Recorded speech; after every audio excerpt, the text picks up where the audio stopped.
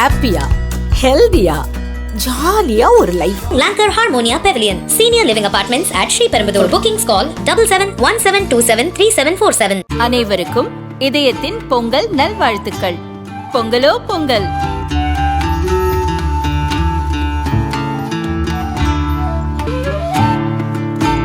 அனைவருக்கும் இதயம் மந்த்ராவின் பொங்கல் தின நல்வாழ்த்துக்கள். பொங்கலோ பொங்கல்.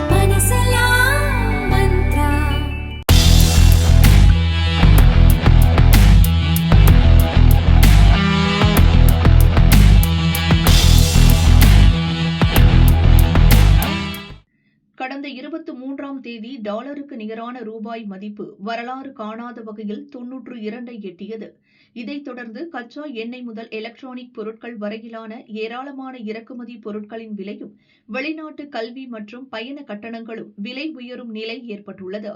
அதே நேரத்தில் இதனால் ஏற்றுமதியாளர்களுக்கு ஓரளவு அதிக லாபம் கிடைக்கும் என்றும் எதிர்பார்க்கப்படுகிறது. இந்த மாதம் மட்டும் இதுவரை 2.02 ரூபாய் சரிந்துள்ளது. ரூபாய் மதிப்பு தொடர்ந்து பலவீனமடைவதால் உடனடியாக பாதிக்கப்படுபவர்கள் இறக்குமதியாளர்கள்தான். ஏற்கனவே வாங்க முடிவு செய்யப்பட்ட பொருட்களுக்கு அதிக ரூபாய் செலுத்த வேண்டியிருக்கும்.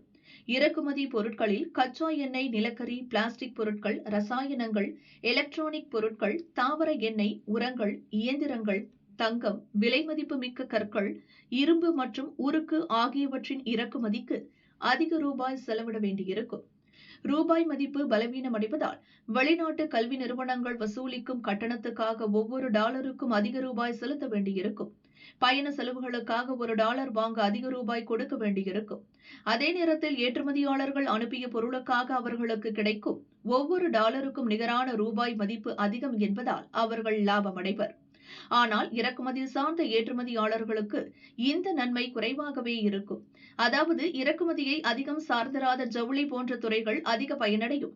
பெரும்பாலான பாகங்களை இறக்குமதி செய்யும் எலக்ட்ரானிக்ஸ் போன்ற துறைகளுக்கு குறைந்த பலனே கிடைக்கும். NRI எனும் வெளிநாடு வாழ் இந்தியர்கள் தாயகத்தில் உள்ளவர்களுக்கு அனுப்பும் பணத்தின் ரூபாய் மதிப்பு அதிகரிக்கும்.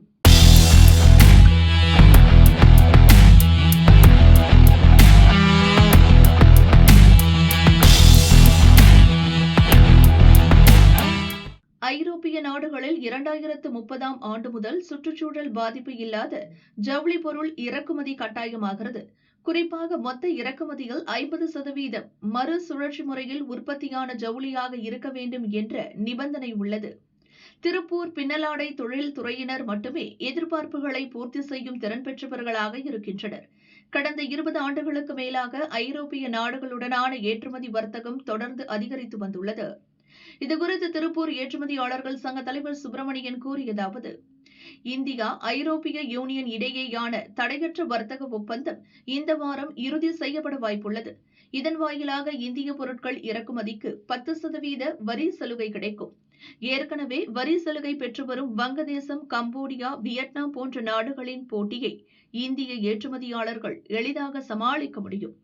கடந்த நிதியாண்டில் நம் நாட்டில் இருந்து 64,753 கோடி ரூபாய் மதிப்பிலான பொருட்கள் ஐரோப்பாவுக்கு ஏற்றுமதி செய்யப்பட்டன.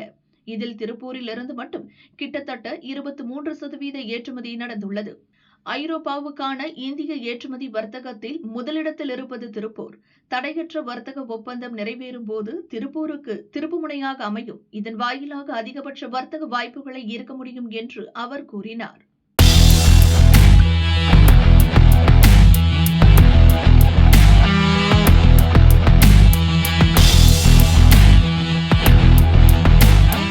பொதுத்துறையை சேர்ந்த MMTC நிறுவனமும் சுவிட்சர்லாந்தின் MKS PAMP நிறுவனமும் இணைந்து கடந்த 2008இல் MMTC PAMP எனும் தங்கம் வெள்ளி சுத்திகரிப்பு நிறுவனத்தை துவங்கின.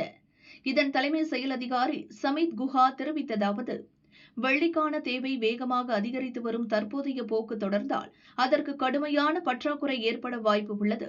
இதை சரிசெய்ய புதிதாக உற்பத்தி செய்யப்படும் வெள்ளியை விட மறுசுழற்சி செய்யப்பட்ட வெள்ளி பெரிய பங்கு வகிக்கும்.